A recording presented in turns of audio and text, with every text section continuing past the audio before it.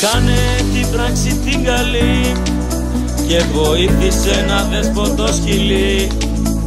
Μπορεί να μην είναι απλή, αλλά ούτε και εύκολη πολύ.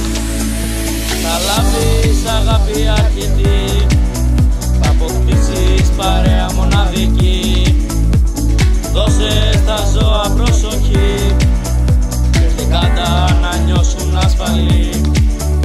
Φροντίδα μόνο να τους δώσεις και ποτέ δεν θα το μετανιώσεις. Δώσε σε ένα δέσποτο ζωή για μια φιλία παντοτινή.